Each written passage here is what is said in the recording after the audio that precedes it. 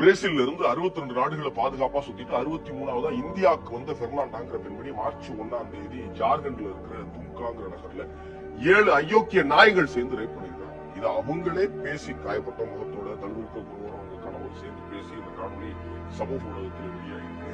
பெரிய ஆதங்கமா கோபமா என்ன இருக்குன்னா, ஒரு பொண்ணு அனுமதி இல்லாம தொட்டா செத்துருவோண்டாங்கிற பயம் ஏன் வரல? இந்த பயம் வருகிற அளவுக்கு ஏன் இங்க சட்டம் கடுமையா இல்லை? நீங்க அரபு நாடுகள்ட்ட போய் போதைப் பொருள் எடுத்து போயிருக்கீங்களா? மாட்டீங்க. ஏன்னா செத்துருவீங்கன்னு தெரியும்.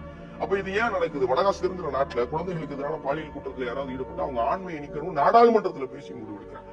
பெரிய அசிங்கம் 2 மாசத்துக்கு முன்னாடி உலக அரங்கில் ஒரு புள்ளிவரை எடுத்து வைக்கப்படுது. உலகத்திலே பெண்களுக்கு பாதுகாப்பு இல்லாத நாடுகளின் பட்டியலில் இந்தியாவுக்கு முதலிடம்.